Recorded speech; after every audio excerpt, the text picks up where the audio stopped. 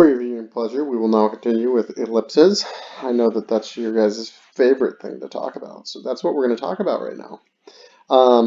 So we've got a standard form. You can see that up at the top. That's the formula that we're going to follow. H and K are both liars. A squared and B squared are down there. We'll explain what those mean, and then we'll try to help you graph some of these things. So notice that a squared is on the bottom under x squared, so a squared is equal to 16. We take the square root, which tells us a is 4. Similarly, b squared is under the y squared, and so b squared is 9, so b is 3. Okay. H and k, both in this instance, are 0 and 0. Let's make that not pretty. 0 and 0. Okay, 0 and 0. And then we have orientation. So let's talk about orientation for a moment. Since a is 4 and b is 3, I would say it's an x stretch if a is greater than b. And what does that look like? That looks like the following. Okay. Or a y stretch if a is less than b, which would look more like the following. Okay. So let's get to graphing this. The center here is 0, 0, so we'll plot that. Now, similar to the circle, we're going to count distance from the center. In this case, a is 4, that's with x, so in the x direction, we're going to count 1, 2, 3, 4. In the y direction, in the other x direction, 1, 2, 3, 4. And then in the y direction, we're going to count 3, 1, 2, 3, and 1, 2, and 3. Okay. Then we will graph the ellipse the best we can. Okay. I don't know why it made it disappear, but close enough. And voila, we have our ellipse. So notice that the x stretch is more in the favor of the x's. It's a little bit skinnier going, well, it doesn't extend out as far on the y values. So that's why I'm calling it an x stretch. That's mainly just for checking your work. And so I want you to be able to do that. Now, one key point of the ellipse is that this is equal to 1. So keep this in mind for your homework. One of your problems has, which is number 52 or 51, has it equal to 36. What you need to do is get that equal to 1 by dividing both sides, everything by 36, and you should get some nice fractions that give you some nice a and b values, and that will help you solve the problem on the homework. Okay, so I'm not going to give you any more than that, but I will do another example where we have to complete the square. So with that being said, let's get to this next problem. I don't know if I'll be able to graph this on this graph, so let's just try. Let's do what we can and see where we get to. Oops.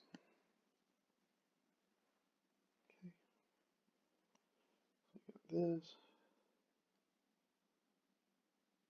Get rid of it. There we go. Goodbye. Alright, so we have the following. So we're going to complete the square on this. So remember, this time we have a 4 and a 9. We need to take care of that. That's an indicator that this is an ellipse because they're different values. Notice that both the x squared and y squared are positive. That's also probably a giveaway that it's an ellipse, not a hyperbola or a circle. Actually, not a hyperbola because a circle is both positive. But a circle generally doesn't have lead coefficients. And so it's usually a circle when those are different. If those are different values, at least, they should be probably a circle. So now let's go and look at this. It might not be either, I don't know. So let's line these up. We have 4x squared minus 48x plus something minus something. Okay, we've got that so far. Plus, we've got 9y squared plus 72y plus something. And then that's an ugly one. I'm going to redo that. Okay. Plus something minus something plus 144 is equal to 0. Okay, so we've got all this. So now let's factor out the 4. We've got 4 times x squared minus 12x plus something. Make that nice. minus something plus 9, we're factoring out 9 y squared plus 8y something plus 144 is equal to 0. Okay, so let's keep going. Now we're going to complete the square on this and on this. So we've got, let me do it up on top, we've got negative 12 over 2 squared, which is negative 6 squared, which is 36. So this is 36 and 36. The other side, we've got 8 divided by 2 squared, which is 4 squared, which is 16, 16, 16. Okay, so far so good. Then we have, let's go ahead and factor.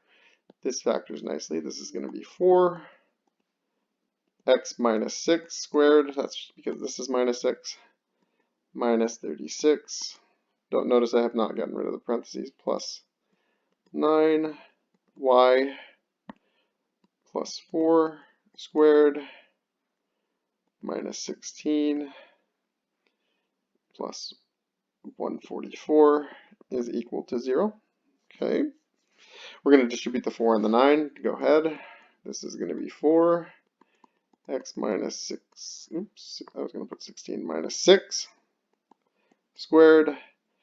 36 times 4, I believe, is 72 times 2, 144 minus 144 plus 9y plus 4 squared. 9 times 16 is also 144, I believe.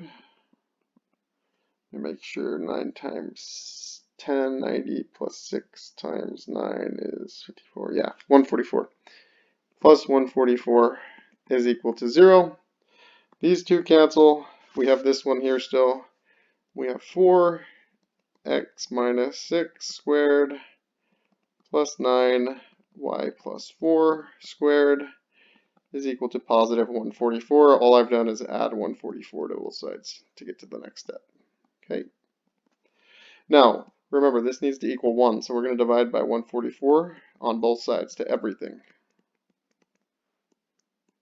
Okay. So then this becomes x minus 6 squared.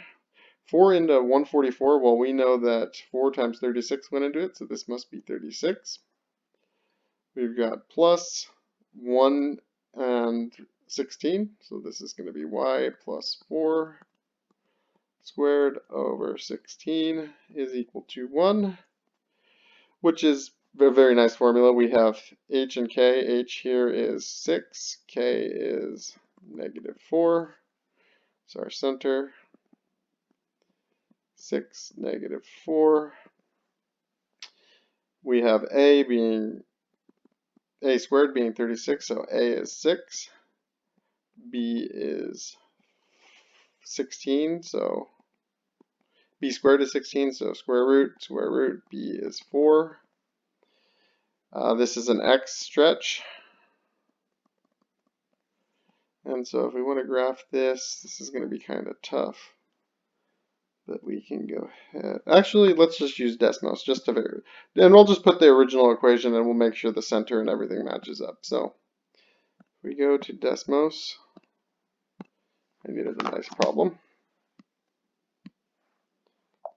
Desmos, oops. Nope, Desmos. Graphing. We'll go in here. Original problem was, let me look real quick. We've got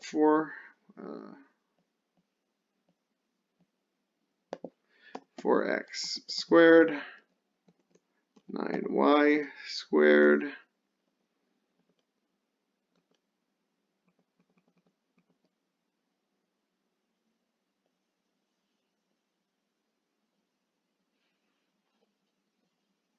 oops. Sorry, I'm going a little bit haywire. Hold on. Oh my gosh. I did not mean to zoom in that far. Okay, here we go. Minus 48x plus 72y 144 is equal to 0. Let's check out that center. The center here is 6, negative 4. Is that what we got? Yep, 6, negative 4. If we go out 6, we can count. Obviously, 6 to the left will go here. That means A is 6. Good. 6. And B is 4. So this is down 4. This goes up to 0. That's good. Good.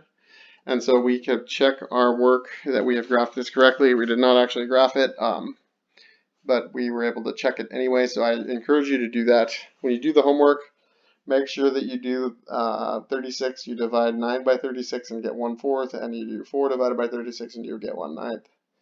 And then you will have a nice ellipse to graph. So I hope that helps you guys. Make sure you ask me questions if you're feeling lost. Watch the video as many times as you need. Find other resources. I was using Purple Math to find this problem to show you as an example. I think it's a very extensive example, but it gets across all the points you need, like completing the square, graphing the ellipse, and things like that. Thank you for watching.